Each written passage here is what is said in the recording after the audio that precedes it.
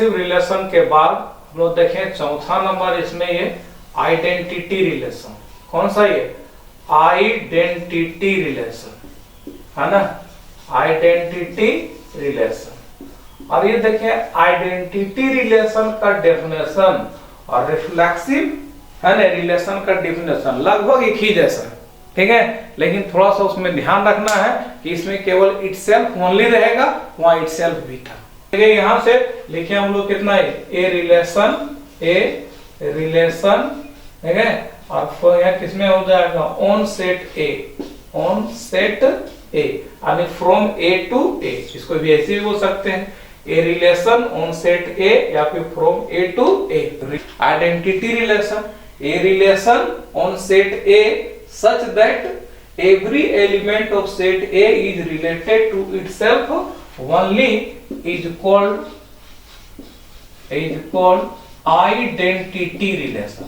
ऐसा ही identity relation, तब इसको हम लोग कौन रिलेशन कहेंगे, इसमें ये आइडेंटिटी रिलेशन। और आइडेंटिटी रिलेशन को हम लोग आई से रिप्रेजेंट करते हैं, किससे? आई से, है ना, किससे? ये आई से। जैसे देखिएगा इसमें हम लोग पहले वाला एग्जांपल ये थे सेट ए, है ना, सेट ए में मान लो लिए ए बी और कितना हो जाएगा सी, ठीक है, एक सेट लिए जिसमें एलिमेंट है तीन तो कौन कौन, ए बी और सी। तो हम लोग पाएंगे इसमें A is related to A, B related to B, C related to C. तो उस रिलेशन को हम लोग कौन सा रिलेशन कहेंगे? Identity relation. अब है कि अगर हम लोग इसका निकालेंगे ए क्रॉस ए निकालेंगे, ए कार्टेशियन प्रोडक्ट है, इसमें भी नोट हो एलिमेंट होंगे, ठीक है, ए का होगा ए के साथ ए बी ए सी, फिर बी का होगा ए का साथ बी बी सी, फिर सी का होगा ए के साथ सी बी सी। नोट होगी। उसमें से देखिएगा हम लोग कुछ इसका है ना सबसेट्स लिख रहे हैं, जैसे इसमें लिखे R1 इक्वल टू लिखते हैं हम लोग ए लिखे, ए भी इसका सबसेट होगा ए क्रॉस ए का, ठीक है। फिर लिख देते हैं हम लोग कौन सा इसमें ये R2, ये लिख देते हैं ए और देते हैं बी, ये हो गया। फिर एक लिखते हैं हम लोग कितना हो जाएगा R3, इसमें लिखे ए है ना, बी और एक लेते हैं हम लोग कितना हो जाएगा सी, ठीक है। तो यह तीनों एग्जांपल में गौर कीजिए कि यहाँ ए का रिलेशन ए के संग है, ए का रिलेशन ए के संग एक और ले देते हैं 4 नंबर में, इसमें ए, ठीक है, इसमें हो जाएगा बी सी और लिख देते हैं ए बी, ऐसे करके, ठीक है। तो हम लोग पाएंगे इसमें ए का रिलेशन ए के संग है, इटसेल्फ हो गया ओनली, ठीक है, इटसेल्फ ओनली है ये। लेकिन यहाँ हम लोग गौर करेंगे कि इसमें एवरी एलिमेंट नहीं है, केवल ए के साथ है ना, एवरी तो छूट गया, है ना, देखिएगा यहाँ बोलेंगे एवरी एलिमेंट और इटसेल्फ ओनली, ये दो चाहिए, है ना। तो यहाँ क्या हो जाएगा, एवरी एलिमेंट नहीं है, केवल ए का ए के साथ है। यहाँ भी देखें ए का ए के साथ है, बी का बी के साथ, लेकिन सी के साथ नहीं है, तो इसको भी आइडेंटिटी नहीं कहेंगे, इसको भी आइडेंटिटी नहीं कहेंगे। ये रिलेशन है लेकिन आइडेंटिटी रिलेशन नहीं है, ठीक है। अब यहाँ देखेंगे ए का ए के साथ, बी का बी के साथ है और सी का सी के साथ है, तो यहाँ क्या हो जाएगा, इटसेल्फ ओनली एवरी एलिमेंट भी, ठीक है। तो ये कहलाएगा हम लोग कौन सा, आइडेंटिटी रिलेशन। यहाँ भी देखें इटसेल्फ ओनली एवरी भी है ना, लेकिन यहाँ क्या हो जाएगा, इटसेल्फ भी आ गया, ठीक है। तो इसको हम लोग भी आइडेंटिटी रिलेशन नहीं कहेंगे। अब यहाँ देख लेते हैं इसमें से जितने भी आइडेंटिटी रिलेशन है, क्या ये जो रिलेशन है आइडेंटिटी रिलेशन है, ये आइडेंटिटी रिलेशन बोले रिफ्लेक्सिव रिलेशन भी होगा, ठीक है। क्या होगा ये, रिफ्लेक्सिव, क्योंकि देखिए एवरी एलिमेंट आ गया है, इटसेल्फ और इटसेल्फ ओनली भी है, ठीक है। तो जितने भी आइडेंटिटी रिलेशन हैं वो सबके सब रिफ्लेक्सिव होंगे, लेकिन ये जरूरी नहीं है कि जो रिफ्लेक्सिव है वो आइडेंटिटी होंगे, हो भी सकते हैं नहीं भी हो सकते, ठीक है। यहाँ तक है ना। तो यहाँ कितना हो जाएगा, जब आइडेंटिटी है तो रिफ्लेक्सिव होगा, लेकिन रिफ्लेक्सिव है तो जरूरी नहीं है आइडेंटिटी होगा, हो भी सकता है नहीं भी हो सकता। सिमेट्रिक रिलेशन, तो देखिएगा इसमें लिखे ये ए रिलेशन और किसमें होगा, on set A such that such that, ठीक है। यहाँ क्या हो जाएगा ए, ठीक है, इसमें हो जाएगा b, a b belongs to R, ठीक है। ए का रिलेशन बी के साथ तो इंप्लाइज दैट, यहाँ कितना हो जाएगा बी ए रिलेशन टू कितना हो जाएगा आर, क्या कहते हैं बोथ इंप्लाइज। ए का रिलेशन बी के साथ तो बी का रिलेशन किसके साथ, ए के साथ, और फॉर ऑल ये हो जाएगा a b belong to set A, a b belong to set. यहाँ कोई एक नहीं, कोई दो नहीं, किसी खास एलिमेंट के लिए नहीं, बल्कि सभी एलिमेंट के लिए होना चाहिए। किसके लिए ये, सभी एलिमेंट के लिए, ठीक है। ए का रिलेशन ए के साथ है और बी का रिलेशन भी किसके साथ हो, ए का रिलेशन ए के साथ है ना, तो उसको हम लोग कहेंगे कौन सा, ये सिमेट्रिक रिलेशन। तो ये लिख देंगे is called symmetric relation, is called symmetric relation, ठीक है। यहां तक है ना। अब देखेंगे इसका एग्जांपल, सेट ए का ही एग्जांपल ले लेते हैं हम लोग यहाँ से। देखिएगा एग्जांपल में यहाँ लिए हैं a is equal to, a में एलिमेंट लिए हैं हम लोग a b c लिए a b c लिए। अब देखिएगा इसका फिर a क्रॉस a निकालेंगे तो नोट एलिमेंट होगा, जैसा अभी हम लोग यहाँ देखें, ठीक। इसमें से कुछ रिलेशन लिखते हैं, जैसे लिखे R1, यहाँ लिखे a का रिलेशन a के साथ, ठीक है ना। फिर लिखते हैं R2, ये हो जाएगा ए बी, और ये लिखते हैं बी ए, ठीक है।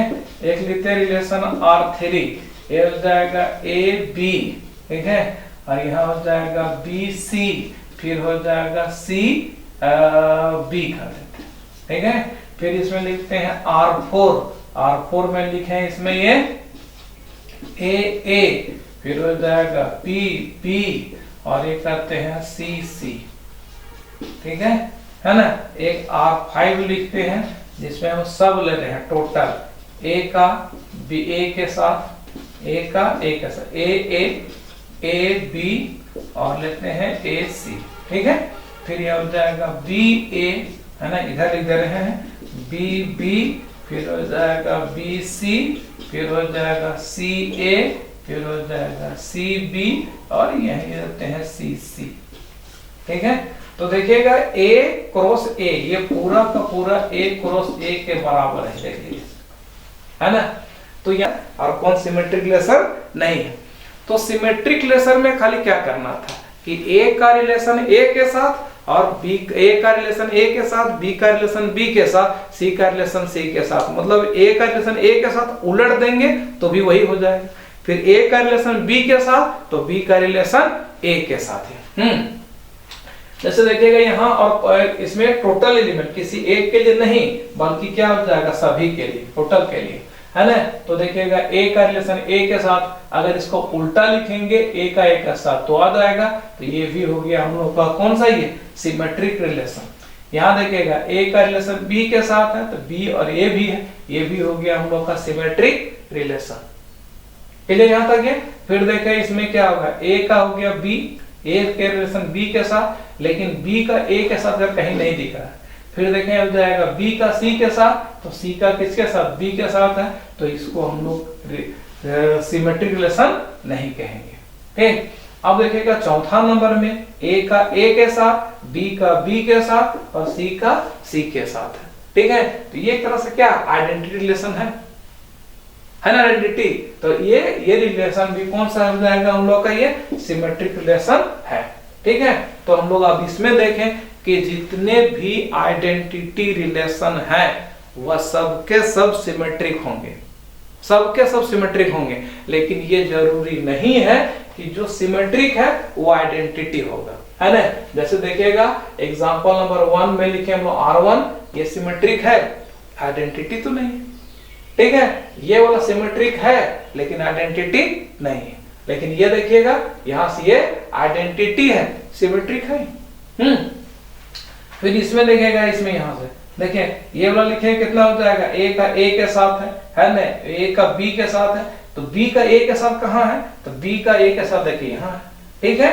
और a का उल्टा करेंगे तो नहीं रह जाएगा, a का c के साथ है, a का c के साथ, तो c का a के साथ कहाँ देखें, सी का ए के साथ है, ठीक है। फिर देखिएगा बी, बी का उल्टा का रूप नहीं रह जाएगा, बी का सी के साथ है ना, तो देखिए सी का बी के साथ यहाँ, और सी का सी उल्टा का इतना रह जाएगा, ठीक है। तो ये वाला कौन सा, ये भी सिमेट्रिक रिलेशन है।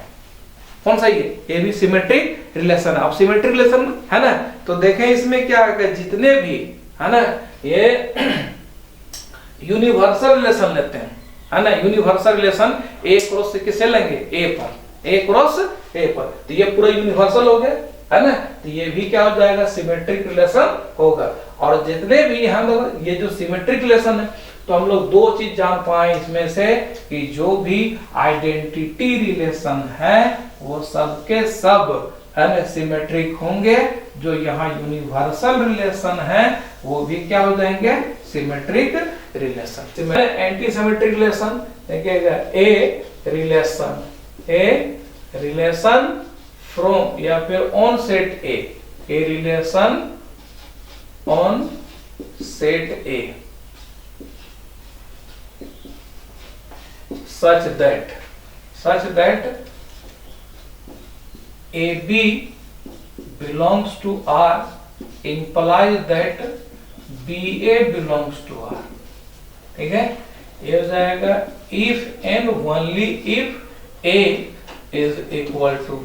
एक कंडीशन, A अगर AB है ना, A का रिलेशन B के संग है तो B का A का संग हो जाएगा, लेकिन कंडीशन यही है कि दोनों बराबर होना चाहिए, ए और बी बराबर होना चाहिए, मतलब ए और ए, बी और बी, सी और सी, ऐसा करके ही, ठीक है ना। एक और भी हो सकता है इसमें से, है ना, ये लिखे हो जाएगा, और यहाँ क्या हो जाएगा, a b belongs to R, a b belongs to R implies that, ये हो जाएगा b a belongs to R, ठीक है। ये हो जाएगा ए बी बिलोंग टू है ना R, b a belong to R कब हो जाएगा, जब यहाँ इतना रह जाएगा, है ना, ए बी बराबर होगा। लेकिन और में क्या होगा, a b belong to R imply that b a not belong to R कर देते, b a not belong to R. ये हो जाएगा if and only if a not equal to b, जब ए और बी बराबर नहीं है, ठीक है। तो यहाँ देखिएगा दो तरह से कंडीशन आ गया है। एक कंडीशन हम लोग यहाँ से लेकर के यहाँ तक ले लिए, ठीक है। ए है तो ए बी है तो बी ए भी होगा, ठीक है।